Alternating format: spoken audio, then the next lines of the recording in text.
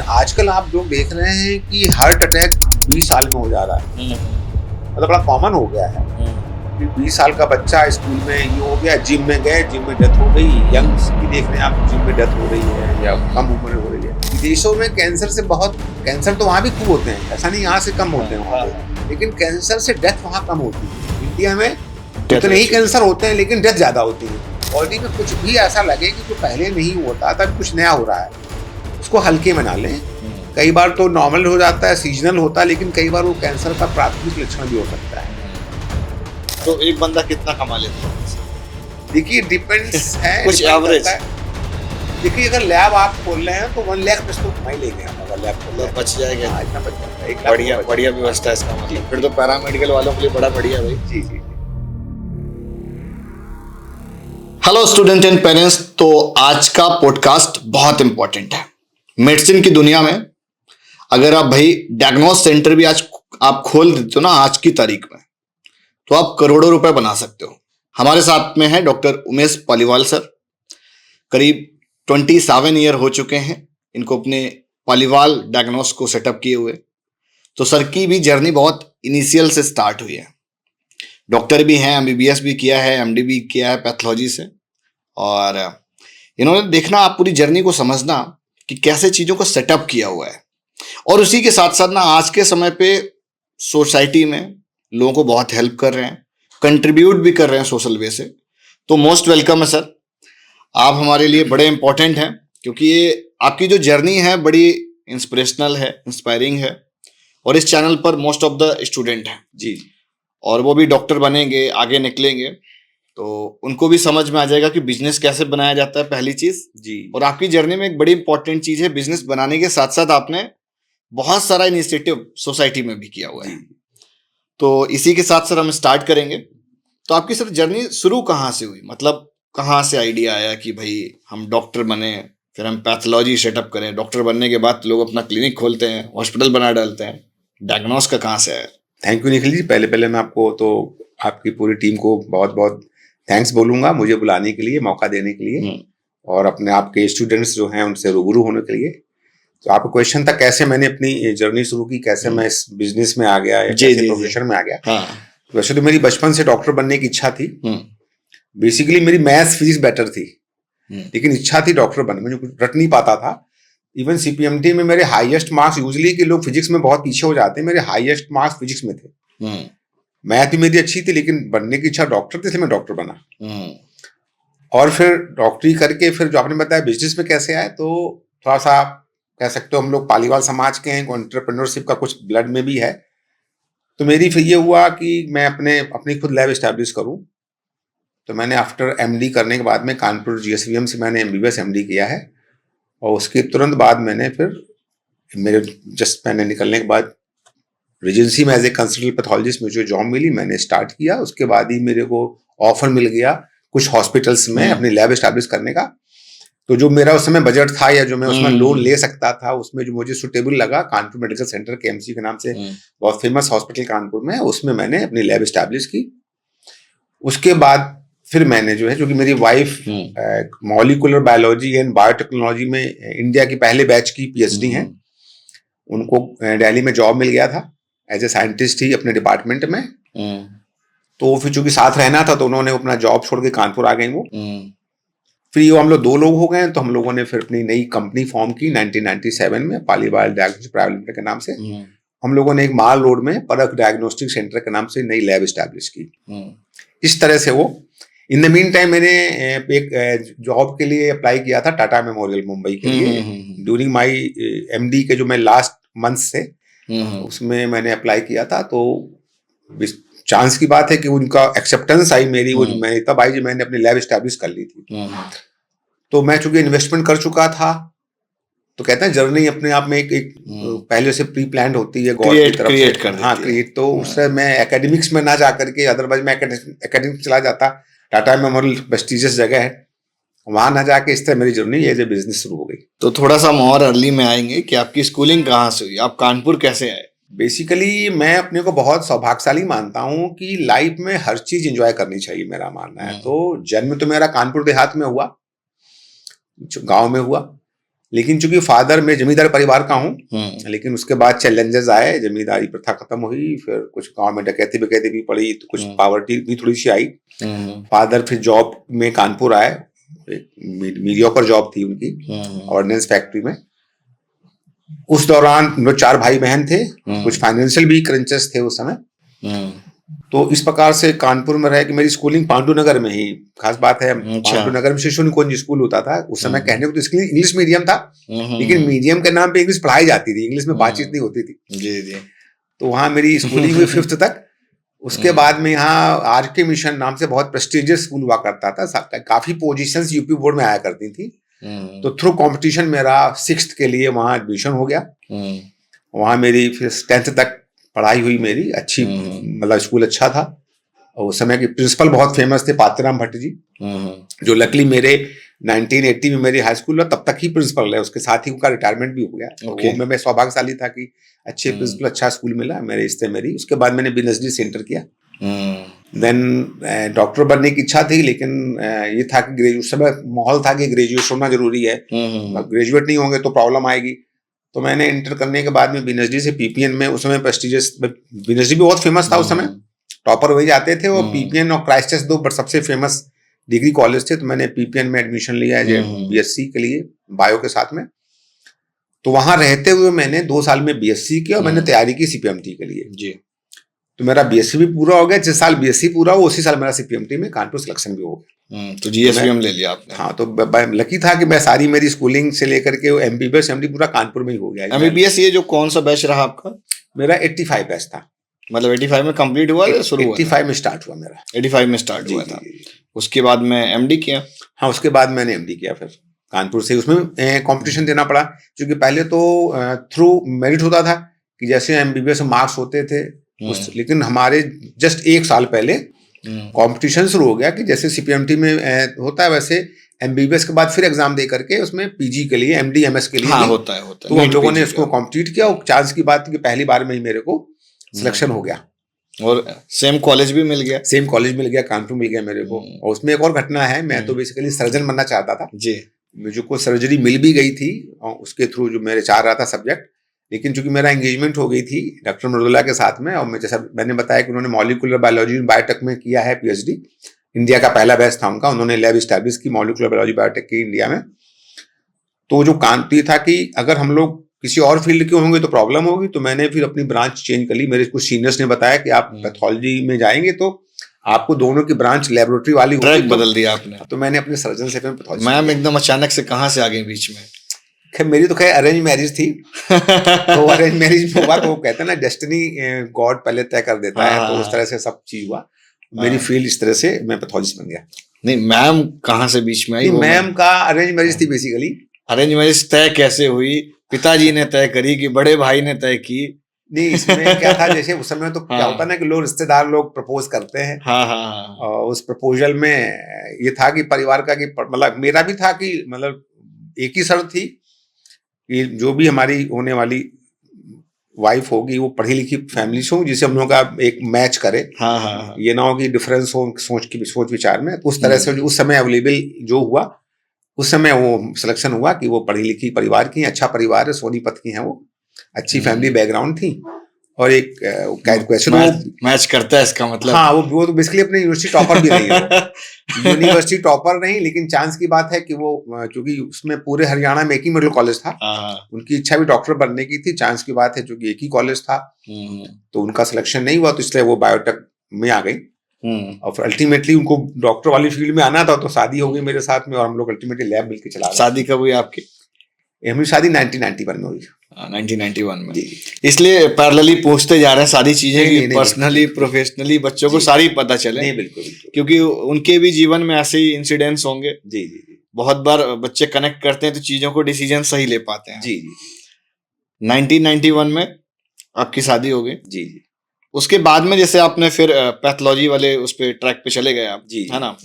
जब आपने पैसा बनाना शुरू किया तो कॉन्फिडेंस कहाँ से आया कि भाई हम बिजनेस करें? देखिए, बिजनेस के लिए सबसे पहले जरूरी कि आपके पास में मतलब हुनर तो होना ही चाहिए। अगर आपको हुनर नहीं है, हुनर के साथ में एक्सपीरियंस भी जरूरी होता है कि उस लायक का अनुभव की है कि नहीं है।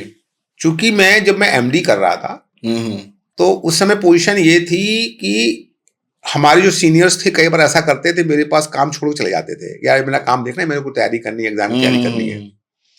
तो मैं अपना काम करने के साथ साथ में दूसरों का काम भी करता था लैब में, सीखने के लिए। हाँ, उद्देश्य यही था जितना काम करो सीखेंगे उतना रवा होंगे, हुनर और डेवलप होगा। लोगों क्या करता है खासकर आजकल जो यूथ मैं देखता हूँ कि वो सोचते हैं कि वो लापरवाह से होते हैं इस मामले में कि वो हो जाएगा, सीख लेंगे, बहुत जिंदगी पड़ी हुई है।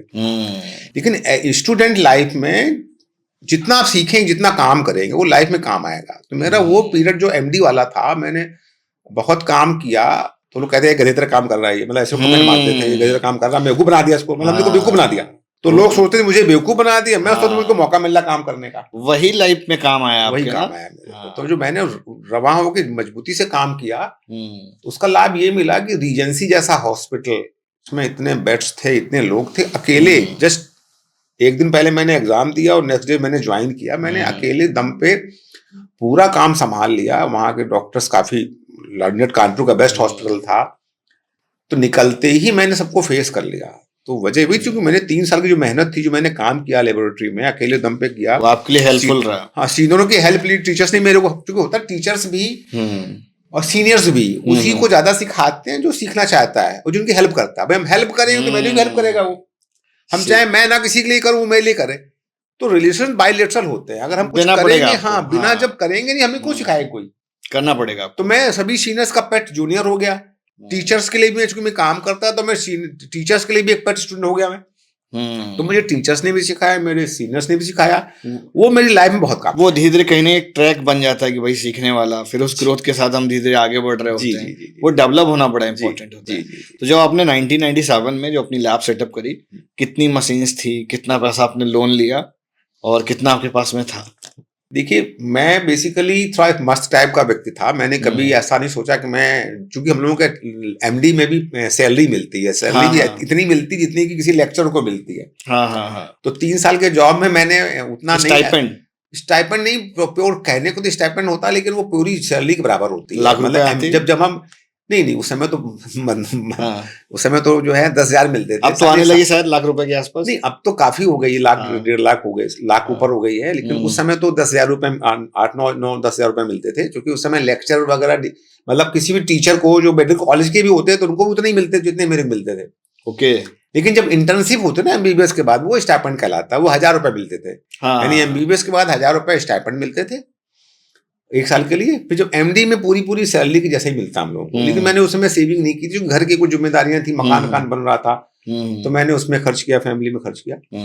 तो ऐसे कुछ सोच नहीं थी कि मैं बचा कर रख लूं, ये था कि फैमिली में है तो फैमिली में खर्च करना चाहिए, तो उस रूप में किया मैंने। लेकिन जब मैंने लैब की खोली तो फिर जो कुछ थोड़ी बहुत थी, कुछ सीनियर से कुछ लिया मैंने, कुछ फैमिली वालों ने दिया, बाकी लोन लिया मैंने। लोन लेके इस तरह से अपनी लैब एस्टैब्लिश की मैंने। समझ गया। कितनी मशीन्स लगाई थी आपने? देखिए, पहली लैब तो हम लोगों ने लगाई थी केएमसी में, करीब हम लोगों ने बहुत छोटी सी लैब लगाई थी, 1.5 लाख रुपए की लैब लगाई थी हम लोगों ने। किस चीज की थी, मतलब उसमें क्या चेक करते थे? उसमें देखिए, मशीन 2 तरह की होती है, एक होती है कि मैनुअल, एक होती है सेमी ऑटोमेटेड, एक होती है फुल्ली ऑटोमेटेड। हाँ। तो हमने फुल्ली के लिए, मेरे पास पैसा नहीं था उस समय, ट्रेंड भी नहीं था उस समय, चूंकि शुरुआत थी पैथोलॉजी में, नया ट्रेंड आया था ऑटोमेशन का, तो उस समय उतना डब नहीं था। तो हम लोगों ने मैनुअल मशीन्स ली जो सस्ती आती थी, और कुछ सेमी ऑटोमेटेड ली जो कि सेमी ऑटोमेशन था, तो थोड़ा सा इकोनॉमिकल पड़ती थी और मेरी रिक्वायरमेंट्स पूरी होती थी। और चूंकि उसमें होता क्या कि सेमी ऑटोमेटेड में आप बहुत ज्यादा काम नहीं कर सकते, क्योंकि इनिशियल फेज में हमारा काम भी कम होना था, तो वर्कलोड कम था, तो हमारा उससे काम चल सकता, इसलिए मैंने एक छोटे लेवल पे ही एक लैब लगाई थी। तो हम लोगों ने जो सर इनिशियल जो लैब सेटअप किए थे जी, वो किस चीज की टेस्टिंग करते थे और कितने पैसे की थी? देखिए, टेस्टिंग उसमें ब्लड की सभी जांचें लगभग हो जाती थी, ठीक है, चाहे यूरिन की जांच हो, स्पूटम की जांच हो, सीमन की जांच हो, स्टूल की जांच हो, सब जांचें हो जाती। क्या बोलते हैं उस मशीन को? एक तो होती है बायोकेमिस्ट्री की मशीन होती है, इसमें कि सारे बायोकेमिकल होते हैं, जैसे शुगर है, लिवर की टेस्ट हो गए, किडनी के टेस्ट हो गए, थायराइड वगैरह नहीं होते तो समय, मतलब नहीं हो पाते थे, यानी हार्मोन्स और कैंसर मार्कर, विटामिन हैं जैसे, ये सब नहीं होते थे। लेकिन जो रूटीन टेस्ट होते हैं, डे टू डे में जो काम आते हैं, वो सारे हो जाते थे उसमें। अच्छा, सारे टेस्ट हो जाते थे। हीमोग्लोबिन है, आपका टीएलसी है, डीएलसी है, प्लेटलेट काउंट है, ये सब हो जाते थे। रूटीन काम से हो जाता इसमें तो सर बहुत कुछ है, मतलब बहुत कोई बड़ा, ऐसी हाँ। मुझे लगता है बहुत रेयर ऐसी है। जांचें हैं Thousands of जो test हो गए हैं, हाँ। विदाउट ब्लड टेस्ट हो सकती है, जी, रेयर जी, ऐसी हैं, हाँ, but most of the blood test से ही होता है जी, 90%। जी, जी। तो उस पे इतनी सारी जांचें कैसे याद रहता होगा कि क्या क्या निकालना है, कैसे करना है? देखिए ऐसा होता है कि डॉक्टर लोग जो हैं हाँ। डिफरेंट बीमारियों में क्या क्या जांचें रिलेवेंट हैं वो डिसाइड करते हैं। जी। कोई पढ़ाई भी जाता है भाई, जो मेडिकल की पढ़ाई होती हम्म। है एमबीबीएस में, या फिर जो स्पेशलिस्ट होते हैं एमडी होते हैं, फिर एमडी के ऊपर भी पढ़ाई होती है, या एमएस होता है, सर्जरी वाले एमएस करते हैं और मेडिसिन वाले जो है एमडी करते हैं। इसके ऊपर तो जो पूरी पढ़ाई होती है उसमें सब समझाया जाता है कि ये बीमारी ये जांचें कराएं, ये कराएं, या जिसकी संभावना हो लगे कि अब ये है, तो वो डायग्नोसिस कैसे बनती है। देखिए डायग्नोसिस करने के किसी भी मरीज को क्या बीमारी है कई तरीके होते हैं। तो होता है कि आपने उसकी हिस्ट्री ली, वो हिस्ट्री क्या है, क्या तकलीफ है, कैसे तकलीफ शुरू हुई, क्या हुआ, शुरुआत कैसे हुई, आगे प्रोग्रेस कैसे कर रही है, ओल्ड हिस्ट्री लेते हैं, पुरानी क्या प्रॉब्लम थी, फिर वो अपना कोई स्टेथोस्कोप से देखेंगे, पेट वेट देखते हैं हाथ से, मतलब फिजिकल जो डिफरेंट जो है वो होते हैं, साइन एंड सिम्टम देखे जाते हैं क्या है। देन उसके बाद में फिर इन्वेस्टिगेशंस होते हैं, चाहे वो ब्लड की जांच हो, यूरिन की हो, एक्सरे हो, अल्ट्रासाउंड हो, सीटी स्कैन हो। तो डिफरेंट इन्वेस्टिगेशंस कराने के बाद में फिर वो अल्टीमेटली पहुंचते हैं कि क्या एक्चुअल बीमारी क्या है, फिर वो ट्रीटमेंट शुरू होता है। ऐसा नहीं करेंगे तो अंदाज से ट्रीटमेंट करेंगे तो फिर होता है ना जैसे झूला छाप डॉक्टर कहलाते हैं ना, कि वो अंदाज से कुछ भी मतलब टेस्ट करने इम्पोर्टेंट है।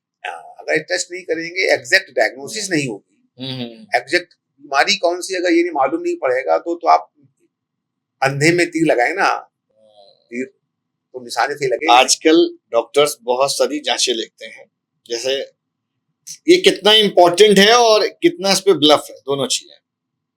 जैसे अभी लिखा तो कुछ जांचें ऐसी होती है कि भाई हफ्ते भर बाद भी करानी है, या हमको 3 दिन के बाद डिफरेंस देखना है उस पे। कुछ लोग सिर्फ लिख देते हैं ये चीज, और बहुत बार डिफरेंट लैब में डिफरेंट आउटपुट आते हैं, ऐसा क्यों? देखिए इन्वेस्टिगेशन जरूरी इसलिए है क्योंकि इतनी एडवांसमेंट हो रहा है, हर फील्ड में हो रहा है। हाँ हाँ, मेडिकल फील्ड में बहुत हुआ है, हाँ हाँ, खासकर डायग्नोस्टिक और भी ज्यादा हुआ है, हर चीज से तो ना, तो इतना डेवलपमेंट हुआ है। पहले जमाने में जब इतनी सुविधाएं नहीं हुआ करती थी, अल्ट्रासाउंड भी नहीं थे, सीटी स्कैन भी नहीं था, ब्लड में भी नहीं जांचें इतनी ज्यादा नहीं हो पाती थी, बहुत लिमिटेड जांच होती थी। उस समय मजबूरी थी कि क्लिनिकल हिस्ट्री लेकर के पेशेंट को एग्जामिन करके काफी चीजें पता कर लेते थे वो। आप याद करिए जो कितने पुराने डॉक्टर मिलेंगे आपको, हाँ हाँ, जो एजड हैं, वो खूब समय देते हैं मरीज को, खूब समय तक बात करेंगे, पूरा पूछेंगे, पूरा एग्जामिन करते हैं वो, क्योंकि उनका देसी तरीका है। देसी क्या, उनकी ट्रेनिंग उस तरह की थी, क्योंकि उन्होंने उस समय उस तरह के कॉलेजों में पढ़ाई की जहाँ पे उस समय सुविधा एडवांसमेंट नहीं था, तो उनको बहुत फाइन उस तरह की ट्रेनिंग मिली हुई थी। अब क्या है, सुविधाएं बहुत बढ़ गई हैं, जब सुविधाएं बहुत बढ़ गई हैं, डायग्नोस्टिक के डिफरेंट गैजेट्स आ गए हैं, डिफरेंट इन्वेस्टिगेशंस आ गए हैं, तो मेडिकल कॉलेज में भी वो सब पढ़ाया जाता है, मतलब डायग्नोस बेस्ड डॉक्टर हो गए। हाँ हाँ, क्योंकि सुविधाएं मिल रही ना। देखिए पहले आप किसी से बात चिट्ठियां लिखा करते थे, आप चिट्ठी से फिर आपने जो है टेलीफोन शुरू, आपका जो है ट्रंक कॉल होती थी, मिलाओ तब होगा। तो जैसे जैसे जो आप देखे टीवी है, सीधे सीधे वीडियो कॉलिंग हो रही, तो सुविधाएं बढ़ी, उससे सब आदमी यूज टू हो रहा है। वैसे ही मेडिकल फील्ड में भी इतना इन्वेस्टिगेशन ओरिएंटेड हो गया है, तो उसका लोग लाभ उठा रहे हैं। उससे क्या फायदा होता है कि अंदाज से इलाज करने की अपेक्षा वो तुरंत ही कम, मतलब पहले क्या होता था, इन्वेस्टिगो कर रहे हैं, देख रहे हैं, फिर अंदाज से दवा दी, उसका इफेक्ट देख रहे हैं, इफेक्ट आ रहा है कि नहीं आ रहा, इफेक्ट नहीं आया तब ये दवा दो, फिर ये दवा दो, तो काफी टाइम लगता था। अब लोग चूंकि सुविधाएं उपलब्ध है, तो जांचों के माध्यम से होता है कि आप ट्रीटमेंट लेट ना हो और बिल्कुल प्रिसाइज ट्रीटमेंट हो। तो पहले से अगर करा लेंगे तो प्रिसाइज ट्रीटमेंट होगा, कम समय में सही इलाज शुरू हो जाएगा, तो कॉम्प्लिकेशन कम से कम होंगे। इसलिए जांचें जो है लिखना जरूरी है। अब कुछ लोग कहते हैं जांचें बहुत अधिक लिखने लगे हैं लोग, हाँ बिल्कुल ऐसा है ना। उसका आंसर ये है कि चूंकि सुविधाएं बहुत बढ़ गई हैं और हम लोगों के यहाँ पे कुछ वो भी आ गए हैं, रूल्स भी आ गए हैं, जिसमें ये हो गया है कि अगर आपने लापरवाही की तो आपको दंडित किया जाने लगा, डॉक्टर भी दंडित किए जाते हैं कि आपने लापरवाही। तो लापरवाही के नाम पे कई बार मरीज कहते हैं कि साहब आपने ये जांच क्यों नहीं कराई, हम तो करा लेते, आप कहते तो, हम सीटी स्कैन भी कराते हैं, हमारे भी कराते, ये भी कराते, वो भी कराते, आप कहते तो अगर हम नहीं कराते हैं तो वेट करते हैं, तो कई बार कॉम्प्लिकेशंस में कुछ मिसहैपनिंग होती है, तो फिर डॉक्टरों की पेनल्टी आ जाती है। तो उससे भी बचने के लिए कुछ डॉक्टर सोचते हैं हमको हमको पेनल्टी उल्टी आनी है तो हम क्यों ना एडवाइस करें पहले से ही। अब अगर मरीज चाहेगा, अफोर्ड कर सकता हो तो कराएगा, नहीं कर पाएगा तो बाद में कराएगा। जैसे पेशेंट का मानना ये होता है कि भाई पर्चा तो 1000 रुपए का रहता है डॉक्टर का, 1000-2000 रुपए की जांचें हजारों की होती है, 10,000 की भी हो सकती है, 20,000 की भी हो सकती है। तीसरा टर्म मेडिसिन भी बहुत बड़ी होती है, तो एक पर्चे में इतनी दम होती है कि भाई वो बिल लंबा चौड़ा बन जाता है।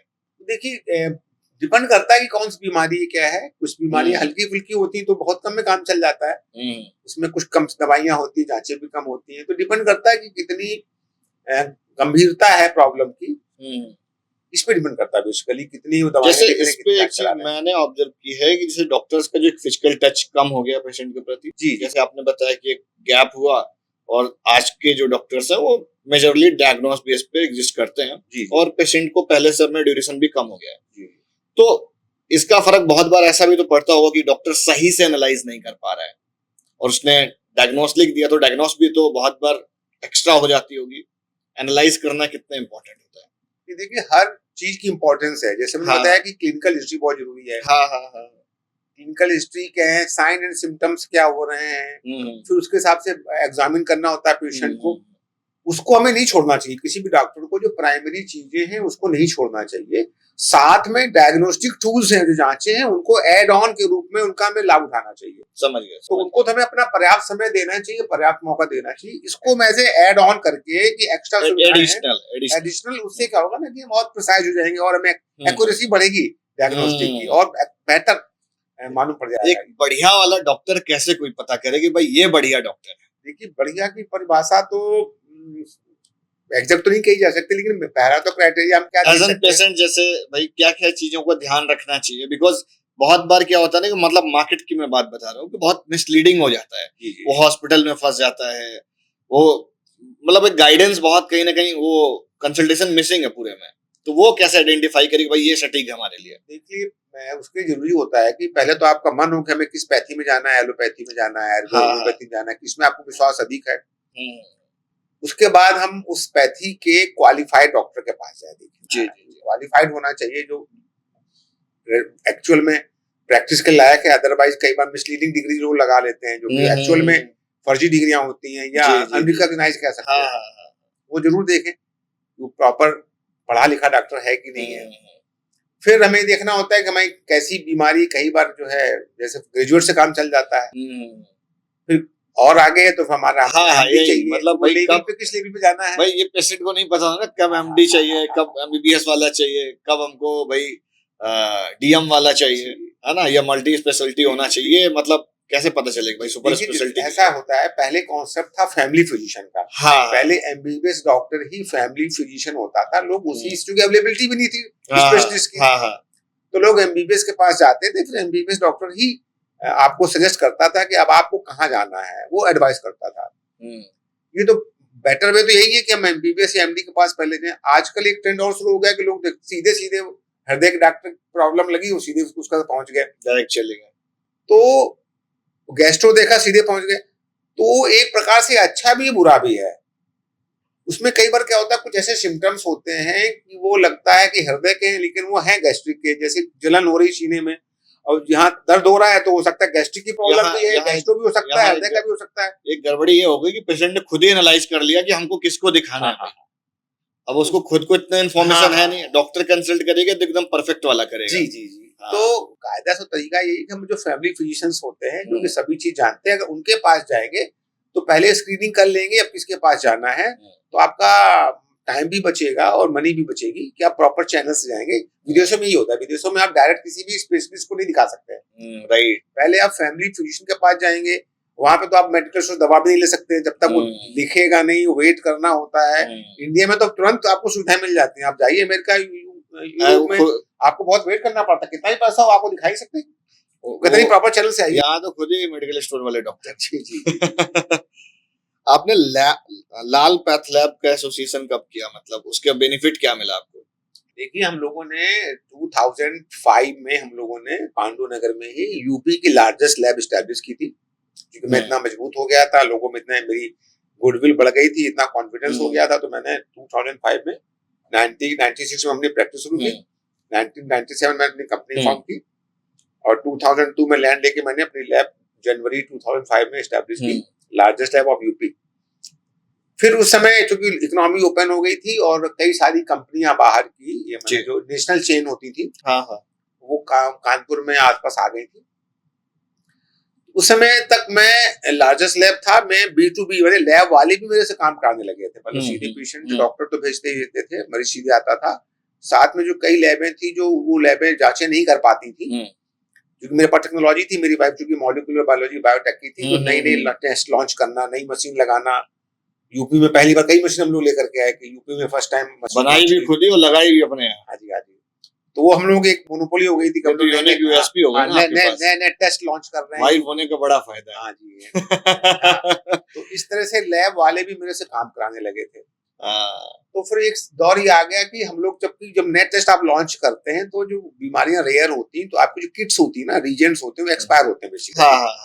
तो उस समय जब बाहर वाली लैबें आ गई, तो कुछ टेस्ट जो हमारे लैब टू लैब वाले आते थे, क्योंकि उनमें फिर उनको इकोनॉमिकल इसलिए पड़ते थे, जो एक तो बल्क बायर थे और रीजेंट्स के, दूसरा उनकी पूरी किट यूज होती थी, कंज्यूम होती थी। उनके पास क्योंकि ज्यादा काम आ रहा है और नेशनल चेन है कोई, समझ गया, तो उनके पास काम वॉल्यूम है उनके पास, तो वॉल्यूम में वो रिजेक्ट एक्सपायर नहीं होते हैं, तो कम पैसे में काम कर सकते हैं, कॉस्टिंग ही कम आ रहा था उनका, इसलिए that's why plan to associate. इस तरह मुझे लगा कि फिर लाल बालू ने मेरे से संपर्क किया कि आप हम लोग, क्योंकि वो ऑलरेडी 10 साल से यहाँ कानपुर में थे, लेकिन हम लोग कंपटीशन में थे। अच्छा, लेकिन उनको लगा कि हम लोग मिलके काम करें, समझ गया, आपने यूएसपी का एसोसिएशन कर लिया। तो उन्होंने मेरे से अप्रोच किया, मुझे लगा चलो ठीक है, विन विन सिचुएशन दोनों के लिए है। जो हर आदमी, देखिए दुनिया में कोई भी परफेक्ट पूरी तरह नहीं होता, और दुनिया में आज तक कोई ऐसी लैब नहीं अभी टिल डेट कि कोई ये लैब कहे कि दुनिया के सारे टेस्ट हम कर देते हैं। कोई दुनिया के लैब, चाहे अमेरिका है चाहे यूरोप ले लें, किसी भी देश में कोई इकलौती लैब ऐसी नहीं सब जांचें करती हो, लिमिटेड होंगे, अलग अलग चीजें हैं कहीं, मतलब जिसकी वजह से उस टेस्ट वो नहीं कर पाते हैं, तो सब लोग मिलके करते हैं, एक दूसरे से काम करा लेते हैं, टेक्निकल एक दूसरे से एसोसिएशन करते हैं, जिससे कि एक दूसरे का लाभ मिल सके। उसी तरह के हम लोगों ने अपने शेक हैंड किया, हम लोगों ने जेबी किया हम लोगों ने, और हम लोग जो हम नहीं, हमारे लिए इकोनॉमिकल नहीं पढ़ते थे, वो हमने उनको देने शुरू किए। समझ गया, एक्सचेंज कर लिया आपस में। उनको जो लगता था कि लोकली हम प्रोसेस कर सकते हैं, दिल्ली क्यों भेजें। ये वाली जो पास में वो आपकी लालपत, हाँ जी, हाँ जी, हाँ जी। अच्छा, पांडुआ का जो मेन लैब है जेके टेम्पल के सामने अपनी लैब है ये, तो 2005 में मैंने शुरू की थी, वो यूपी की लार्जेस्ट लैब ग्रुप पे स्टार्ट की थी लोगों ने। अरे वाह, क्या बात है। एक चीज और बताइए कि जैसे आपके यहाँ किसी ने कराया तो उसका कुछ रिजल्ट अलग आता है, फिर उसने कहीं और से कराया उसका रिजल्ट अलग आता है, तो मतलब ऐसा क्यों होता है, डिफरेंट आउटकम्स क्यों आते हैं? देखिए, दो चीज हैं, 10% तो वेरिएशन हम लोग वैसे ही मान लेते हैं कि अगर आप अलग अलग लैब में कराएंगे तो 10% वेरिएशन तो टेक्निकल रीजन वजह से होता है। ओके, कि आपकी टेक्नोलॉजी कुछ अलग हो सकती है, कई बार नॉर्मल रेंज भी अलग हो जाती है, हमारी जो मेथड करने का है, उनका जो मेथड करने का, उनकी रेंज ही नॉर्मल अलग हो जाती है, वो वजह होती है। उसके अलावा उनके क्वालिटी कंट्रोल कैसे हैं, हमारे कैसे हैं, उनका स्टैंडर्ड कैसा है। दूसरा होता है कई बार अलग अलग टाइम पे सैंपल दिया, मैंने यहाँ सुबह सैंपल दिया, उनके और समय दिया, तो बॉडी में फ्लक्चुएशन होते रहते हैं। जैसे फॉर एग्जांपल आपने हीमोग्लोबिन ले लें, जैसे आप रात में सो गए, आप खा पी करके सुबह तक आपने पानी कुछ पिया नहीं रात भर, तो क्या होगा ना, बॉडी में कंसंट्रेशन हो जाएगा, गाढ़ापन आ जाएगा खून में, आ जाएगा, हीमोग्लोबिन बढ़ जाएगा। उसी प्रकार से सुबह सुबह जो पहली पेशाब करते हैं आप, गाढ़ी होती है, फिर आपने बहुत सारा पानी पी लिया तो पेशाब भी पतली हो जाती है, और आपका ब्लड भी पतला हो जाता है, रिजल्ट भी चेंज हो जाते हैं, तो थोड़ा थोड़ा सा वेरिएशन वजह होता है। इस प्रकार से बॉडी में हार्मोन्स वगैरह के अलग अलग टाइमिंग में अलग अलग हार्मोन्स के अलग अलग वैल्यूज, मतलब टाइमिंग बड़ी परफेक्ट होनी चाहिए, इससे कुछ वेरिएशन तो भी होता है, बोलते हैं फिजियोलॉजिकल, कि बॉडी में ही चेंजेस आते रहते हैं, तो वो इसलिए चेंज हो जाता है। जैसे मुझे डायग्नोस सेंटर ओपन करना है, तो उसके लिए आज के अगर करंट मार्केट सिनेरियो के हिसाब से देखें तो किस तरह से रजिस्ट्रेशन करना होगा और कितना पैसा रिक्वायर्ड होगा? देखिए, इसमें तो चूंकि एक लॉ आ गया है जिसमें कि जितने भी क्लिनिक्स हैं उनका रजिस्ट्रेशन होता है, वो सीएमओ के यहाँ पे रजिस्ट्रेशन होता है उसका जी। तो सभी क्लिनिक को जो डिजायर्ड क्लिनिक या डायग्नोस्टिक, सभी क्लिनिक भी डायग्नोस्टिक भी, दोनों के रजिस्ट्रेशन होते हैं, दोनों के रजिस्ट्रेशन सीएमओ के यहाँ होते हैं, चीफ मेडिकल ऑफिसर के यहाँ रजिस्ट्रेशन होता है, उसके लिए अप्लाई करना होता है, और उसके लिए फिर वो देखते हैं कि आपका प्रॉपर इंफ्रा है कि नहीं है, प्रॉपर स्टाफ है कि नहीं। तो वो ऑफलाइन मोड में तो जाके करना रहता है? नहीं, ऑनलाइन तो हो जाता है, लेकिन कुछ काम ऑनलाइन होते हैं, कुछ काम ऑफलाइन भी। आपको जी। पेपर, कुछ क्वेरीज होती हैं, हाँ। क्वेरीज को या फिर आपको जा करके उनकी बताना पड़ेगा। फुलफिल करनी होती हम्म। हैं, पूरे फॉर्म जमा करने होते हैं। हम्म। तो उसमें फिर वो देखते हैं कि आपके पैथोलॉजिस्ट वगैरह हैं कि नहीं है। इस तरह से पैथोलॉजिस्ट इट्स मीन कि हमको डॉक्टर रखने पड़ेंगे ऐसा? हाँ जी, हाँ जी, हाँ जी। मतलब कोई पैथोलॉजिस्ट तो होना चाहिए ना देखने के लिए। कौन देखेगा, रिपोर्ट कौन बनाएगा, कौन बनाएगा, कौन क्रॉस चेक कैसे करेगा, ये भी क्वालिटी कौन फायदा है देखेगा। आपको। हाँ बिल्कुल। अच्छा, ऐसा तो नहीं कि मतलब जिसका लैब हो उसी को डॉक्टर होना चाहिए? नहीं, जैसे किसी भी हॉस्पिटल होने के लिए हाँ हाँ एक क्लिनिक खोलना है तो खुद बैठना है। हाँ हाँ अब क्लिनिक से ऊपर होता है अपने पॉली क्लिनिक खोल ली, हाँ तो एज ए पॉली क्लिनिक कोई भी व्यक्ति पॉली क्लिनिक खोल करके डॉक्टरों को अपने आप बुला सकता है, जी। रख सकता है। तो हाँ। एज ए एंटरप्रेन्योर वो पॉली क्लिनिक खोल करके अपने आप डॉक्टरों को बैठा सकता है, डॉक्टर सेवाएं दे रहे हैं। उसी Okay. प्रकार से कोई छोटा हॉस्पिटल, नर्सिंग होम है, हॉस्पिटल, तो कोई भी नॉन मेडिको, कोई भी जिसने मेडिकल डिग्री हासिल नहीं की है वो अपना अस्पताल खोल सकता है। लेकिन उसको चलाने के लिए जो मैन पावर है, डॉक्टर्स हैं, कंपाउंडर्स हैं, हाँ। नर्सेस हैं, जो स्टाफ चाहिए वो पूरे उनको रखने पड़ते हैं। तो वो उनकी रिक्वायरमेंट पूरी करनी होती है। ठीक बात। अभी सर कितने अपने सेंटर्स हैं और कितना टीम साइज है अभी? देखिए हमारे यहाँ पे करीब 350 हमारे यहाँ स्टाफ है हमारे पास में, जो हमारा डायरेक्ट है। उसके अलावा हमारी 24 लैब्स रन कर रही हैं, कोई 250 प्लस हमारे कलेक्शन सेंटर हैं और 250 प्लस हमारे पिकअप पॉइंट्स हैं यूपी के अंदर। यूपी के अंदर। तो हम लोग लैब तो जहाँ काम हो रहा है, जहाँ चाची हो रही है, 24 लैब हमारी हो गई। तो 250 प्लस हमारे कलेक्शन सेंटर्स हैं। उनका मतलब हो गया जहाँ पे हमारा ब्रांड लगा हुआ है और लोग जाके वहां पे सैंपल देते हैं, वो बोलते हैं कलेक्शन सेंटर, जहाँ पे लोग सैंपल कलेक्ट हो किया जाता है हमारे यहाँ पे।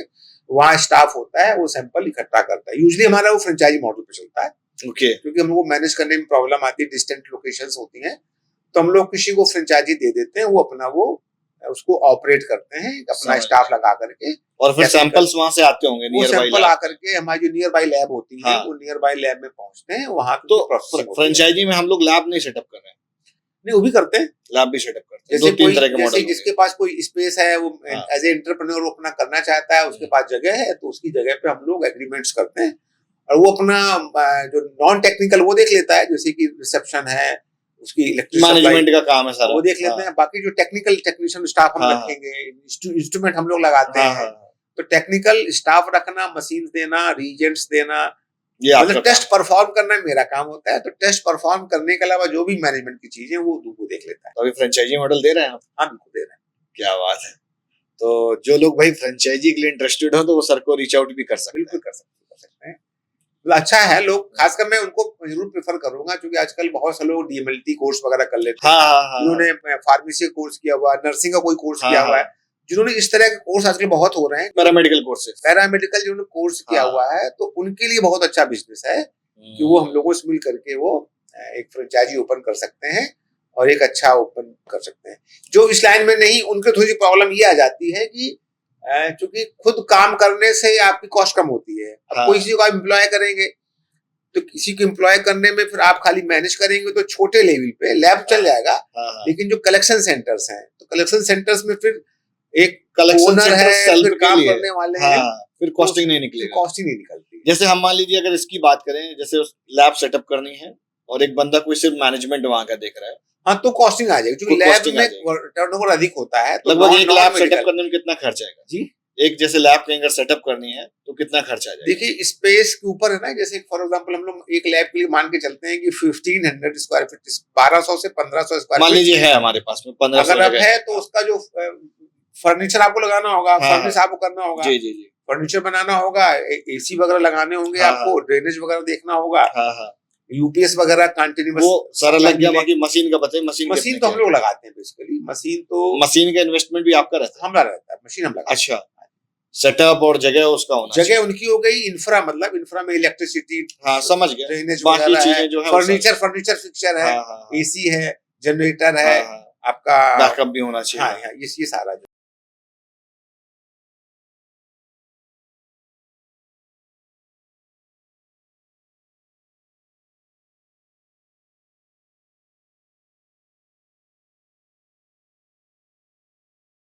सर बहुत सारे प्रश्न और हैं। शादी से पहले कौन सी जांचें कराना जरूरी है? क्योंकि शादी से पहले कई सारे कारण हैं क्यों करानी चाहिए। एक तो ये होता है कि सेक्सुअली ट्रांसमिटेड इन्फेक्शंस होते हैं, जो कि अगर पहले से हैं तो जानकारी होनी चाहिए, अगर है तो ट्रीटमेंट होना चाहिए शादी से पहले। जैसे HIV है, सिफिलिस है, आपका हेपेटाइटिस बी है, हेपेटाइटिस सी है, इस तरह कई बीमारियां होती हैं जो कि अगर पहले से मालूम होगा तो अवेयरनेस होगी और ट्रीटमेंट ले सकते हैं। इसके साथ में कुछ चीजें ऐसी होती हैं जो कि बच्चों में ट्रांसमिट हो सकती है बीमारी, जैसे फॉर एग्जांपल थैलेसीमिया है। तो कई बीमारियां क्या होती हैं, जेनेटिक्स में पढ़ाया जाता है कि आप एक कैरियर स्टेज होती है, एक होता है बीमारी की स्टेज। तो कोई जेनेटिक बीमारी होती है दिख जाती है, लगता है ये बीमार है, इस चीज के बचाव कर लेता है आदमी। लेकिन कुछ बीमारियां क्या होती है, ये कैरियर स्टेज में होती हैं, कि अभी रिप्रेजेंट तो नहीं हो रही हैं, लेकिन जब शादी हो जाएगी तो दोनों कैरियर अगर है तो दोनों को कैरियर, शादी होगी तो बच्चा हो सकता है वो बीमार वाला पैदा हो। ओके, डेवलप हो जाएगा मतलब। हाँ, दोनों थी जीन्स दो तरह की होती हैं, डोमिनेंट होती है, रिसेसिव जीन्स होती हैं। अगर डोमिनेंट जीन है, एक जीन है डोमिनेंट है तो बीमारी रिप्रेजेंट हो जाती है, और जीन ऐसी रिसेसिव है, एक जीन रिसेसिव तो बीमारी नहीं होगी, दो रिसेसिव मिल गए तो बच्चा, फिर दोनों की जीन आ गई तो वो बीमारी पैदा हो जाती है। तो ऐसी जेनेटिक चीजें बीमारी जांच कराई, जैसे थैलेसीमिया बताया मैंने, तो अगर वो करा लेंगे तो अवॉइड कर सकते हैं मैरिज को, या उस तरह प्लानिंग कर सकते हैं। साथ में कुछ ऐसी बीमारियां भी होती हैं जो कि होता ना कि हमको पहले से मालूम होगा तो प्लानिंग हो जाती है। जैसे कि कोई फॉर एग्जाम्पल कैंसर हो, शुरुआती स्टेज में हो, ठीक है ना, लोग के यहाँ पे छुपाई बीमारी। हाँ, ऐसा तो अगर पहले से अब आप करा लेंगे तो भैया जो था आपने देखो सब करा लिया था, उस समय मतलब शादी के साथ रिपोर्ट भी दी तो कॉन्फिडेंस भाई उस समय नहीं थी, बाद में हो गई प्रॉब्लम। समझ गए। कई बार क्या होता है, इनफर्टिलिटी बड़ी प्रॉब्लम, कई बार डाइवोर्स इस मामले में हो जाते, बताया नहीं तो इनफर्टाइल थे, वो शादी कर ली, बच्चा पैदा नहीं हो रहा है, धोखा दिया उन्होंने। इनफर्टिलिटी के लिए भी कुछ ऐसी चीज ना हो, सेक्सुअली पोटेंट हो, तो इस तरह की चीजें पहले से करा लेंगे तो जो डाइवोर्स की प्रॉब्लम है या फैमिली में छोटी छोटी जो चीजें हैं वो सब खत्म हो जाती है। इसलिए अगर प्रॉपर जांच कराएंगे तो चीजें मालूम हो जाएगी। अगर जैसे बेसिक 6 मंथ में ऐसी कौन कौन सी वो रहती है जांचें जो करानी इंपॉर्टेंट है? देखिए, हम लोग आजकल बहुत ट्रेंड चल रहा है हेल्थ चेकअप कराने का। हाँ। तो हेल्थ चेक कराने के कई फायदे होते हैं। एक तो फायदा ये होता है कि आपको अपना बेसल लेवल की, हमारी जैसे फॉर एग्जांपल हम बात करें कि TLC है, टोटल ल्यूकोसाइट काउंट है, फॉर एग्जांपल 4000 से लेके 10,000 एक नॉर्मल रेंज होती है, और हम लोग कहते हैं अगर TLC बढ़ जाए तो इन्फेक्शन है। अब किसी का हम 4000 TLC तो भी हम नॉर्मल कह रहे हैं, 10,000 तो भी नॉर्मल कह रहे हैं, लेकिन अगर किसी की TLC 4,500 पर 4,500 नॉर्मल रहती हो, इन्फेक्शन हुआ वो बढ़ करके 10,000 हो गई, इन्फेक्शन हुआ 10,000 हो गई तो दुगनी हो गई ना, 5,000 का 10,000 हो गई, फॉर एग्जाम्पल 4,500 का ब्रैकेट से बाहर नहीं गई, लेकिन डबल हो गई, तो कुछ तो इन्फेक्शन हो तभी डबल हुई ना। तो अगर हमें यही नहीं मालूम है कि आपका बेसल क्या रहता है, तो हल्का फुल्का इन्फेक्शन होगा तो आपको तो नॉर्मल है। तो हर व्यक्ति की एक एग्जांपल दे रहे हैं, तो अगर उसको जांच कराता रहेगा तो मालूम होगा कि हमारी नॉर्मल रहती क्या, बेसिक लेवल क्या रहता है। तो अर्ली स्टेज में हम आप पता कर लेंगे कि हमारा बेसल तो ये बढ़ा, इसका मतलब अर्ली कोई शुरुआत हो रही बीमारी की, तो उसको आप मतलब इनिशियल स्टेज होती है, उसको पकड़ सकते हैं। और दूसरा, क्योंकि बॉडी में ईश्वर ने ऐसी बनाई है, जैसे फॉर एग्जाम्पल किडनी है, जैसे 2 किडनी होती हैं, तो एक किडनी पूरी खराब भी हो जाए तो भी आपको कोई प्रॉब्लम नहीं होती है। अब अगर जांच नहीं कराएंगे तो लगातार प्रॉब्लम बढ़ती रहेगी, दूसरी किडनी भी खराब हो जाएगी। तो अगर बार बार जांच कराते रहेंगे तो हमको मालूम पड़ जाएगा, पता चलता रहता है कि भाई बॉडी कितनी ठीक है। तो आप है, आगे बीमारी ना बढ़े, आगे ऑर्गन डैमेज ना हो, तो आप उसको पता करते रहेंगे। इंपॉर्टेंट है मतलब कराना। इसी प्रकार कैंसर का है, अर्ली स्टेज में होगा, कैंसर पकड़ में आ जाएगा तो ट्रीटमेंट हो जाएगा। विदेशों में कैंसर तो वहां भी खूब होते हैं, ऐसा नहीं यहाँ से कम होते हैं, लेकिन कैंसर से डेथ वहां कम होती है। इंडिया में उतने ही कैंसर होते हैं लेकिन डेथ ज्यादा होती है। वजह ये कि वहां पे जो डेवलप्ड है, वहां लोग हेल्थ चेकअप कराते रहते हैं, वहाँ हॉस्पिटल बेहतर है, तो वहाँ अर्ली स्टेज में कैंसर का डिटेक्शन हो जाता है। अवेयरनेस नहीं है यहाँ अवेयरनेस नहीं है, फैसिलिटी नहीं, कुछ भी कह लें, तो यहाँ पे लेटर स्टेज में मालूम पड़ता है, तो तब तक क्या होता है कि चीजें वो बाहर हो जाती है, फिर ट्रीटेबल नहीं होती हैं, वो ट्रीटमेंट नहीं हो पाता है, इसलिए डेथ बहुत होती है। सर, हेल्थ चेकअप जैसे कराना है तो कितनी एज में कराना चाहिए? देखिए पहले ट्रेंड था कि हेल्थ चेकअप हम लोग कहते थे कि 45 के बाद में, क्योंकि हमारी जैसे बॉडी ओल्ड होती है तो डिफरेंट ऑर्गन्स कमजोर होते हैं और तमाम तरह की परेशानी बढ़ती है। तो पहले तो ट्रेंड था कि आफ्टर 45 कराना चाहिए, लेकिन आजकल आप लोग देख रहे हैं कि हार्ट अटैक 20 साल में हो जा रहा है। मतलब बड़ा कॉमन हो गया है कि 20 साल का बच्चा स्कूल में ये हो गया, जिम में गए, जिम में डेथ हो गई। यंग्स की देख रहे हैं आप, जिम में डेथ हो रही है या कम उम्र में हो रही है। तो बीमारियां अर्ली स्टेज में होने लगी हैं, खासकर पहले जो पुराने ओल्ड एज में हुआ करती थी। डिफरेंट चीजें हैं, चाहे वो पोल्यूशन हो, लाइफ स्टाइल हो, खाने पीने का आजकल कल्चर, फास्ट फूड का कल्चर हो गया है। बॉडी पहले आदमी मेहनत करता था, बैठे बैठे काम हो गया, मोबाइल देखना, लैपटॉप देखना, फिजिकल एक्टिविटी कम हो गई है, मेंटल स्ट्रेस ज्यादा हो गया है। तो बीमारियां अर्ली स्टेज में होने लगी हैं। तो इसलिए अब हम लोग कहते हैं कि भाई जितना जल्दी हो, फ्रीक्वेंसी कम हो सकती है। जैसे आपने पहला क्वेश्चन किया था 6 महीने में कराना चाहिए। हाँ। तो जो आप जितनी एज बढ़ती जाती है आप फ्रीक्वेंसी अर्ली कर दीजिए। जैसे 45 के बाद आप 6 महीने में करा लीजिए, आफ्टर 60 आप 3 महीने में करा लीजिए, करा सकते हैं। लेकिन आफ्टर 20-25 साल में कम से कम साल में एक बार तो कुछ ना कुछ जांच करानी चाहिए। डिटेक्ट ही नहीं होगा, हाँ मालूम ही नहीं पड़ेगा। प्रेगनेंसी से पहले कौन कौन से जांच करानी चाहिए? क्योंकि प्रेगनेंसी से पहले बहुत जरूरी है कि हम प्रिपेयर्ड हैं कि नहीं है। मतलब हमारी बॉडी, खासकर मेल फीमेल दोनों की बॉडी प्रिपेयर्ड है कि नहीं है। खासकर फीमेल इंपॉर्टेंट है, क्योंकि सारा प्रेगनेंसी इंसेप्शन उन्हीं में होता है। तो आजकल एक और प्रॉब्लम आ गई है कि लेट मैरिज होने लगी है। पहले क्या होता था, 17-18 साल में शादियां हो जाती थी और उनके बच्चे भी जल्दी हो जाते थे। तो बॉडी बड़ी स्ट्रांग होती थी, जिसे कहते हैं आजकल क्रिकेट खेलने के लिए जितना यंग होगा तो बॉडी सक्षम होती, धीमे धीमे एज होती तो शरीर ढलने लगता है। ऐसे ही बॉडी बच्चे पैदा करने के लिए, प्रेगनेंसी के लिए भी जितना अर्ली करेंगे उतना बॉडी ज्यादा प्रिपेयर्ड होती है। तो लेट मैरिज की वजह से कुछ कॉम्प्लिकेशंस होते हैं। तो पहले तो मैं सलाह दूंगा कि समय पे मैरिज होनी चाहिए, समय पे बच्चे पैदा होने चाहिए। और लोग बस कहते नहीं अभी स्टैब्लिश हो रहे हैं, अभी स्टैब्लिश हो रहे हैं, उस चक्कर में शादी लेट होती, फिर बच्चे भी पैदा नहीं करते हैं। तो अपने लिए साथ जरूरी कि बच्चों की जो प्रोजनी भी हमारे, एक जिम्मेदारी हमारी ये भी बच्चे हमारे स्वस्थ पैदा हो।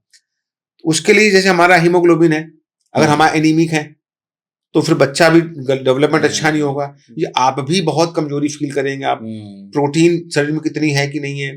अल्ट्रासाउंड बहुत जरूरी है कि हमारा ऑर्गन्स वगैरह बिल्कुल सही है कि नहीं, किसी बार कोई प्रॉब्लम तो नहीं है, कोई ऐसी बीमारी तो नहीं जो बच्चे में ट्रांसफर हो सकती है। जैसे पता है HIV है, हेपेटाइटिस है, सिफिलिस है, तो वो बीमारी बच्चे में ना जाए तो हमको वो भी जांच करानी होगी, हमारे बच्चे में बीमारी ना जाए, ट्रांसप्लांट ना हो जाए। ट्रांसप्लांट तो हम हेल्दी हैं कि नहीं है वो जांचे, हम में बॉडी सक्षम है कि नहीं है। दूसरा वो ऐसी कोई बीमारी तो नहीं जो हमारे बच्चे में ट्रांसफर, वो उसकी चीज जांच कराई जाती है। ब्लड डोनेट कितना कर सकते हैं एक साल में? देखिए वैसे तो कहा जाता है कि ब्लड देने के 3 महीने के अंदर वो जितना हमने ब्लड दिया उसकी भरपाई पूरी हो जाती है, प्रॉपर भरपाई हो जाती है। लेकिन कहा जाता है कि साल में 2 बार देना अच्छा रहता है, कि साल में आप 2 बार ब्लड दें, ये हेल्दी रहता है। हाँ, कई फायदे भी हैं ब्लड देने के। एक तो आपका ब्लड फ्रेश होता रहता है, और जैसे आप लोग कहते हैं ना कि एक्सरसाइज करने से मसल स्ट्रांग होती हैं, कामना, जिस अंग का काम ना लो तो कमजोर होता है, वैसे ही जब हम ब्लड देते रहते हैं तो हमारे जो बोन मैरो है वो जागरूक रहता है, वो अपने को स्टिमुलेंट बनाने के लिए तैयार रहता है हमेशा। कभी कोई इमरजेंसी होगी, अगर हमारा ब्लड बोन मैरो हमेशा एक्टिव रहेगा, इमरजेंसी कोई एक्सीडेंट होता है, ब्लीडिंग होती है, तो ब्लड हमारा फटाफट उसको अभ्यस्त होगा जल्दी बनाने का, तो जल्दी उसका ही रिकवरी होगी। वो यूज में नहीं आएगा तो बनाएगा नहीं। आज के समय डायग्नोस सेंटर में जांच कराते समय मतलब कौन कौन सी चीजों का ध्यान रखना चाहिए? देखिए आजकल क्या हो गया है कि मशरूमिंग बहुत हो गई है, बहुत सारी लैबें खुल गई हैं जो कि सब स्टैंडर्ड हैं। अब किन्हीं वजहों से सरकार तो चाहती है, लेकिन किसी वजहों से जो आज के सिस्टम है उन सिस्टम को ब्रीच करके लोग अनएथिकल तरीके से कुछ लैबें चलती हैं, तो उनसे बचना चाहिए। कम से कम ये देख लें कि वो लैब है तो उसकी रेपुटेशन क्या है, उनके यहाँ पैथोलॉजिस्ट आता कि नहीं आता है। हाँ, बड़ा इम्पोर्टेंट। सबसे अच्छा तो पैथोलॉजिस्ट ओन लैब हो। पैथोलॉजिस्ट ओन लैब होगी तो बेस्ट है, लेकिन अगर पैथोलॉजिस्ट ओन्ड नहीं तो कम से कम पैथोलॉजिस्ट की अवेलेबिलिटी, वो पूछे भाई आपके पैथोलॉजिस्ट कब आते हैं, क्वेश्चन करें पैथोलॉजिस्ट आते हैं, हमें कुछ पूछना होगा तो कब मिलेंगे पैथोलॉजिस्ट आपको, तो उससे मालूम पड़ जाएगा कि पैथोलॉजिस्ट आते ही नहीं तो गोल आते हैं, घंटे भर के लिए आते हैं सर, कई जगह आते भी नहीं है, कई बार तो 1 घंटे रिपोर्ट बन जाती है, साइन करके 1 घंटे के लिए भी नहीं आते हैं। तो अगर ऐसा क्वेश्चन करेंगे कि कब आते हैं पैथोलॉजिस्ट में बात करनी है जांच के बारे में, तो चीजें मालूम पड़ जाएगा कितने कॉन्फिडेंटली उत्तर दे रहे हैं। इसके अलावा क्वालिटी कंट्रोल जहां पे लगते हो, यानी जैसे NABL है, तो एक प्रकार से एनएबीएल एक मार्क होता है, जैसे आईएसआई मार्क होते हैं, आईएसओ होते हैं, ऐसे मार्क जैसे एनएबीएच होता है। हाँ, जैसे एनएबीएच है, वो NABH, H for hospital, L for lab. Okay, तो वो NABH is equal to NABL for मतलब लैब का भी सर्टिफिकेशन रहता है। एनएबीएल, हाँ। तो अगर एनएबीएल लैब होगी तो इसका मतलब वहाँ पे क्वालिटी कंट्रोल्स प्रॉपर हो रहे हैं, तो एनएबीएल लैब को प्रेफरेंस दें अगर अवेलेबल है आपके क्षेत्र में। मतलब अगर वो होगा तो पता करना पड़ेगा ना, है कि नहीं। हाँ जी, हाँ जी। जैसे आजकल कैंसर बहुत कॉमन हो गया है जी, तो उसको मतलब कैसे बचा कैसे जाए उससे? देखिए, कैंसर से बचाव के लिए सबसे पहले तो है कि हमारी जो लाइफ स्टाइल हो, हेल्दी हो, पोल्यूशन कम से कम हो, ऐसा कुछ करें कि पोल्यूशन से बचें। जो प्रोटेक्टिव मेजर्स भाई एनवायरनमेंट में तो हम नहीं कर पाएंगे, लेकिन हमने कुछ मास्क पहन करके या रूम में अपना जो आजकल फिल्टर आ गए हैं उनका इस्तेमाल करके पोल्यूशन कम कर सकते हैं जी। इसके साथ में खाने पीने में भी जितनी हेल्दी नेचुरल फूड ले सकें, प्राकृतिक भोजन लेंगे तो उसका फर्क पड़ेगा। स्मोकिंग जैसे है, टोबैको है, ये कारक हैं कैंसर के। बेसिकली स्मोकिंग मेजर है, इससे कैंसर में बढ़ने की संभावना काफी बढ़ जाती है, डेवलप होने की। तो उनसे बचें। इसके अलावा बीच बीच में जो है अपनी जांचें कराते रहें, खुद भी जांचें करा सकते हैं। जैसे फॉर एग्जांपल ब्रेस्ट कैंसर महिलाओं में बहुत कॉमन है जी जी, तो अपने ब्रेस्ट को खुद भी एग्जामिन कर सकते हैं। उसका आप यूट्यूब में देख सकते हैं, how to examine your breast to prevent to diagnose early breast cancer. तो अपने एग्जामिन कर सकते हैं। कुछ वो होते हैं लिम्फ नोड्स वगैरह होते हैं, कहीं भी कोई गांठ अगर छोटी सी भी आई है उसको दिखा करके डॉक्टर से हेल्प लें कि भाई गांठ क्यों बन रही है, कोई स्किन में कोई कलर बदल रहा है, कोई पैच आ गया है, तो कोई भी चीज एबनॉर्मल बॉडी में आती है, एबनॉर्मल कुछ भी लगा के लेटरिन में खून आने लगी है, अचानक नेचर बदल गया है लेटरिन का, स्टूल हो रहा है ना, खांसी में आने लगी है, बॉडी में कुछ भी ऐसा लगे कि जो पहले नहीं होता था, अभी कुछ नया हो रहा है, उसको हल्के में ना लें। कई बार तो नॉर्मल हो जाता है, सीजनल होता है, लेकिन कई बार वो कैंसर का प्राथमिक लक्षण भी हो सकता है।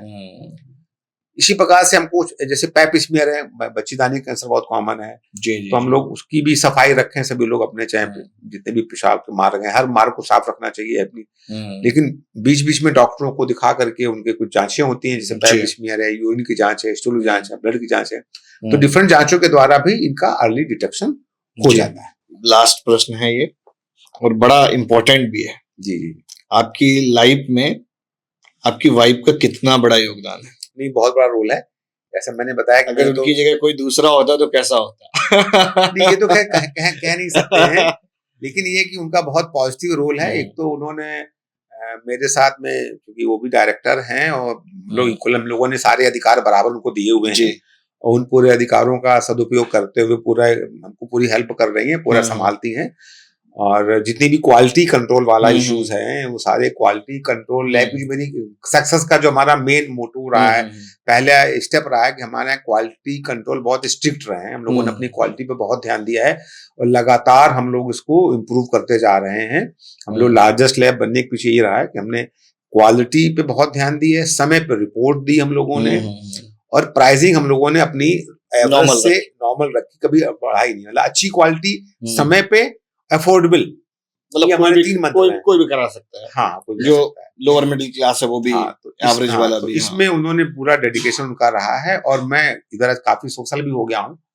उसके पीछे भी वजह रही है कि वो भी चाहूंगा उन्होंने काफी हमको सपोर्ट किया है, क्योंकि वो कभी वो लैब में ही रहती हैं, मैं कुछ बाहर सोशली भी एक्टिव हूँ। क्योंकि हम लोग कहते हैं कि आफ्टर 50, अपने यहाँ जो भारतीय परंपरा है कि पहले स्टूडेंट लाइफ में ब्रह्मचर्य होता है, फिर 25 ईयर्स हमारे गृहस्थ के होते हैं, आफ्टर 50 हमें कुछ वानप्रस्थ आश्रम कहा गया है। हमें कुछ सोशल होना चाहिए, समाज के लिए करना चाहिए। तो उसका मैंने पालन करते हुए अपने लगा मैं 50 के बाद मैंने अपने को कहा कि समाज के भी काम आना चाहिए। क्या काम कर रहे हैं? मैं एक तो मैंने सबसे बड़ा काम तो मैं कर रहा हूँ, मैंने एक बहुत बड़ा वृद्धाश्रम खोला हुआ है बिठूर में। अच्छा। ये बिठूर में गंगा किनारे बिल्कुल जो वाल्मीकि आश्रम है, जहाँ वाल्मीकि जी ने रामायण की रचना की थी, सीता जी रही थी वनवास में, लवकुश का जन्म हुआ था, उससे 100 मीटर दूरी पे हम लोगों ने बहुत ही हाई क्लास का बहुत बड़ा कैंपस है, वो ले करके हम लोगों ने एक ट्रस्ट बनाया है, our home happiness home. Trust के माध्यम से हम लोगों ने पूरा well furnished, fully air condition complex बनाया, उसमें बुजुर्ग लोग वहां रहते हैं। कितने लोग हैं अभी वहां पे 40+ लोग रह रहे हैं, कैपेसिटी 100+ की है। स्टाफ हमारा 40 लोगों में 27 स्टाफ है हमारा, उनकी क्या सेवा बात है। करने के लिए। मतलब 1 to 1 ध्यान रखना। हाँ, वहाँ गौशाला है, अपनी गौशाला का 2 बार दूध पिलाते हैं। मेडिटेशन हॉल है वहाँ पे, मेडिटेशन के लिए, योगा के लिए 3-3 मंदिर वहाँ पर हैं। गायत्री जी का मंदिर है, शंकर जी का मंदिर है, हनुमान जी का मंदिर है। बढ़िया एसी डाइनिंग हॉल है, बढ़िया जिम है, जिम में स्टीम बाथ है, जकूजी है, सब आपका कुछ है, मतलब मसाजर एकदम एक मसाजर है, क्लास। फुट मसाजर है, वाइब्रेटर है, सैराजम है। वहाँ पे जो है नाई भी आता है, बार-बार भी शेविंग करना, सब कुछ, अरे बाल वाह। काटना, मैनीक्योर पेडिक्योर वगैरह सुविधाएं सारा कुछ दे बुजुर्गों को रखा सब है। मिल रही है। बहुत बढ़िया बढ़िया। लाइब्रेरी है, और वहाँ पे एक बहुत अच्छा मूवी थिएटर भी है, आप कभी आइए। जी, जी, तो जी। बहुत अच्छा मूवी थिएटर है, just like push back seat के साथ में, जैसे आप मल्टीप्लेक्स में देखते हैं। हाँ, हाँ, हाँ। तो बढ़िया ये सब तो कुछ बहुत सुविधाएं हमने इन हाउस उनको दे रखी है कि वो अपने लाइफ के सोपान में अपनी लाइफ एंजॉय कर सकें। वो हम लोगों ने सुविधाएं दी हुई हैं, और उसका कॉन्सेप्ट ये है कि पूरा प्रोजेक्ट हम लोगों ने बना करके ट्रस्ट को दे दिया है। अब ट्रस्ट वहाँ का जो रनिंग मेंटेनेंस है, क्योंकि उसको इतना अच्छा, इतना स्टैंडर्ड का मेंटेन करना, मेंटेनेंस ही काफी है। तो हम लोग मेंटेनेंस जो कंजम्पशन खाने पीने का मेंटेनेंस का आता है वो खाली लेते हैं। बाकी जो कैपिटल कॉस्ट जीरो कर दी तो गई है। मतलब देता कौन है? जो लोग छोड़ने आते हैं वो? जो भी, जैसे कुछ पेंशनर हैं या कुछ हाँ, बच्चे हाँ। देते हैं, कुछ लोगों के पेंशनर, उनको पेंशन आती है, या उनकी अच्छा, कुछ अच्छा। सेविंग्स हैं, या उनके बच्चे देते हैं। इस तरह से लोग रह रहे हैं, बच्चे दूर रह रहे हैं, या कोई उनका है ही नहीं, बच्चे भी नहीं है, अकेले रह गए हैं, घर में बोर होते हैं, कोई केयर करने वाला नहीं, तो ऐसे लोग वहां रहते हैं। और उनको हम लोग अपने जो एक नॉमिनल है, जितना खर्च आता है उतना लेकर के उनको। और उसमें से कुछ लोग एक्टिव भी होंगे, तो कुछ लोग काम भी करना चाहते होंगे, तो उसके लिए नहीं, भी हाँ, नहीं, हमने वो सुविधा दे रखी है। हाँ। हमने अच्छा कॉन्सेप्ट, अच्छी बात बताई है। हाँ। कुछ लोग ऐसे हैं कि जैसे एक लाइब्रेरी एक हमारे हैं, वो हाँ। लाइब्रेरी संभाल लेते हैं। अच्छा, अच्छा, कुछ लाइब्रेरी हमारा देख अकाउंट्स, लेते हैं। हाँ, तो ऐसे कोई अकाउंट संभाल सकता है, तो जो इस तरह का काम संभाल लेते हैं उसको हम लोग कुछ उसको उसमें एडजस्टमेंट भी करते हैं, जो उनसे अच्छा। खर्च में उनसे लेते हैं हाँ, हम हाँ, लोग, हाँ। जो मेंटेनेंस लेते हाँ, हैं जो आप काम कर रहे हो उसका एक उससे एडजस्ट, कंपनसेशन भी है। कंपनसेशन भी करके बहुत बढ़िया सर, बहुत अच्छा काम है ये तो। जी, जी। और भाई इसी के साथ हम इस पॉडकास्ट को करेंगे वाइंड अप। बहुत बढ़िया लगा सर आपसे बातचीत करके। पर्सनली, प्रोफेशनली, सोशल वर्क भी बहुत इंपॉर्टेंट होता है। उम्मीद करता हूँ इस पॉडकास्ट के थ्रू बच्चे बिजनेस कैसे करना है वो भी सीख गए होंगे, या कैसे स्टार्ट करना है। बहुत एक छोटी सी लैब से स्टार्ट किया था सर ने, आज के टाइम पे वही करोड़ों कमा रहे हैं, समझ गए। और सोशल इनिशिएटिव भी उम्र मतलब समय के साथ समझ में आ जाता है। जी। आपने उसको भी इनिशिएट कर रखा है अपनी लाइफ में। तो हर एक चीज इंपॉर्टेंट है, कब कैसे कंट्रीब्यूट करना है, तो समय समय पर सारी चीजें करते रहना चाहिए। ठीक है sir, thank you so much. Thank you Nikhil ji.